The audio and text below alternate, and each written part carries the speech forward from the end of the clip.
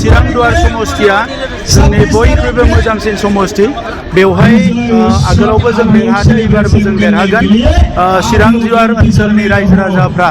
UPPLखौ जोबोद मोजाङैनो बरायदों मानोना चिरां जिल्लायाव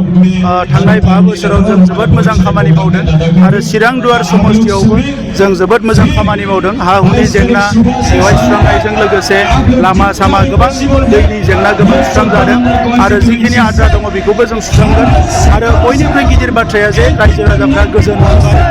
रायजो राजाफ्रा रैखाथि गोनां मोनसे जिउ मोनबाय रायजो राजाफ्रा दिनै फिन खेबसेबाव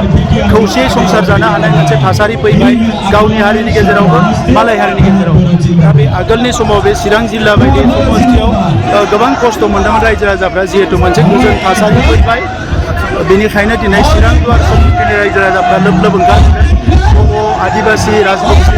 बयबो हारि गोरखा ओंखारबोदों दा बे समष्टियाव खाम्फा बरगयारी बिथाङा गोबां भटआव बिथाङा देरहासार जागोन सार खाम्फा बरगयारी बिथांखौ हाग्रामानि जायगायाव मोननै बिजाबाव बिजाथि माबाफोर जोंनि